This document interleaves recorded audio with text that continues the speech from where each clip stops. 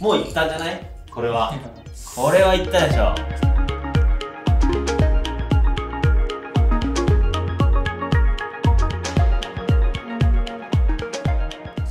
いくよ。3、2、1。3、2、1。3、2、1。笑っちゃう。3、2、1。3、2、1。いくよ。3、2、どうよ、俺来たんじゃない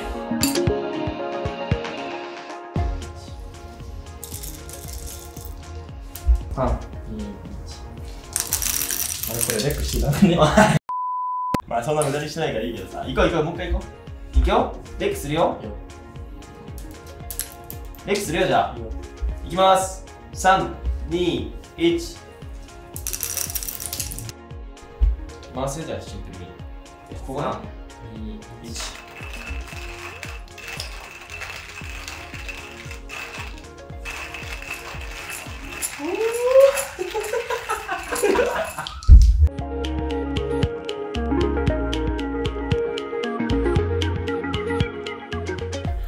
皆さんこんにちは、岡井介です。いやー、ちょっと想像以上に大変でしたね。今回ね、ダニエル・シェファーさんのB ロールを意識して、本当になんて言うんだろうな、流れるような、シネマティックなね、表現を意識してやったんですけれども、想像以上にちょっとレベルが高くてですね、うまくいったかはちょっとわからないんですけれども、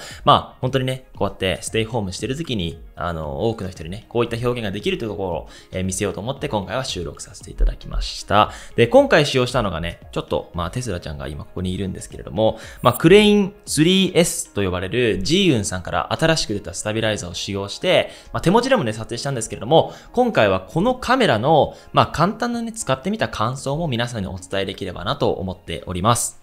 はい。で、今回ね、このジーユンさんのスタビライザーを使うのは僕初めてなんですけど、今までは DJI さんのロニン S とか、あとはフェイユテックさんの AK4500 とか、そういった流れを得て、結局今、このジーユンさんのクレイン 3S というものを使ってるんですけれども、なんでこのクレイン 3S を僕がね、一目見た時に使用したいと思ったかって言いますと、やっぱり何よりも、このペイロード、6.5kg まで搭載できるんですよ、カメラを。で、今までロニン S とか、フェイユテックとか、やっぱりこの BMPC6K とかはね、さすがに乗らなかったんですよ。ね。すごいな。かわいいな。MacBook はダメだぞ。はい。本当に、BMPC6K は乗らなかったんですね。ロニン S とかフェイユテックは。フェイユテックは乗ったんですけど、やっぱり重量が重すぎると、手ブレ補正機能が、十分に効かないと。なので、ちょっと斜めになったりとか、途中で落ちたりとか、そういった現象が多かったんですけれども、クレイン 3S では 6.5kg と、この BMPC6K と 16-35mm の、EF レンズだと、だいぶ、このペイロードに余裕があるということで、今使用したんですけど、相当滑らかにいくし、継続して長期的な撮影が、実現可能なのかなと思って、すごくね、今回使用して、使いやすかったと思っております。では、電源つけてみましょう。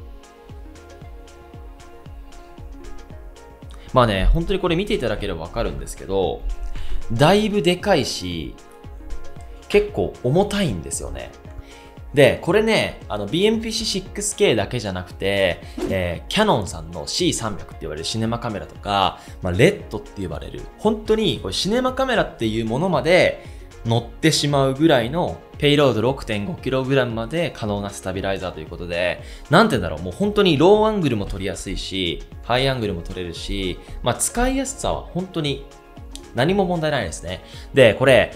スタビライザーって言ったら結構比較が難しかったんですね。というのは、大体、このなんて言うんだろう、水平を保つモードと POV モードですね。こうやって斜めに感度高くこのスタビライザーが使用できるっていう、この機能がね、主としてあるし、大きな差ってのはないと思っているんですね。ただ、重要になってくるのが、本当にその安定性と、いかに滑らかに取れるかっていうところと、この重量ですね。どのぐらい重い、機材が、このジンバルに搭載することができるのかっていうのが、すごく重要なポイントだったんで、今回はね、こちらを使用して、もう想像以上に余裕な、ね、手ブレ補正が可能となっております。で、本当にシンプルにね、手ブレ補正が、強いスタビライザーだけじゃなくて、しっかりこのロック機能ですね。こんな感じで、基本的にスタビライザーで持ち運ぶときにカメラバッグに、結びつけたりとか、手で持ったりするんですけど、その時に、このジンバルが固定されないと、カメラもブランブランするし、いろんなところに当たっちゃうんですよね。このセキュリティロックがしっかりあるっていうのはすごいし、こちらに、マニュアルフォーカスを調整するものがあったりとか、ズームイン、ズームアウトができたりとか、で、バッテリーが一応ね、4時間ぐらいでマックスに充電できて、かつ12時間ぐらい、常にスタビライザーを使うことができるんで、これだけでも、長時間の撮影には向いているんですけれども、付属で、別のバッテリーを搭載して、もっと長時間撮影することもできるので、本当に、なんて言うんだろうな。このスタビライザーは、こういったシネマカメラとか BMPC6K を持っている方で、より本格的にシネマティックな映像表現をしたいという方におすすめするスタビライザーかなと思いました。DJI さんのね、ロニー SC とか、ロニー S とかね、フェイテックさん様々なスタビライザーを出しているんですけれども、そっちはもう軽いカメラを持っていて、気軽にね、シネマティック動画を撮りたい、ビデオグラファー向けですね。これはちょっとね、ワンマンと言いますか、僕一人で撮影するのは正直ちょっと、難しいのかなっていうふうに思っていまして、本当にちょっと大規模な撮影と言いますか、少しね、多めの人数の、撮影の際に、カメラマンにこれ持ってもらって、確認したりっていう、そういう、スタイルにね、向いてるのかなっていうのを今回思いました。皆さんもね、こういった、スタビライザーを使用して、家の中でいいので、たくさんね、動画を撮影して、で、編集のね、技術をね、身につけていただけたらと思っております。はい、ちょっとね、レビューを細かく説明するって結構難しくて、やっぱりその説明する機能がね、そんなに多くないっていうのは、どのね、スタビライザーもそうなんですけれども、このね、クレイン 3S の立ち位置と、フェイテックとか DJI さんのスタビライザーはこういった用途に使うんだよっていうところを参考にしていただけたらと思っております。はい、じゃあそんな感じでね、このクレイン 3S 使用して、引き続きね、外でも Vlog とかシネマティック動画撮っていきますので、引き続きよろしくお願いいたします。それでは皆さん、さようなら。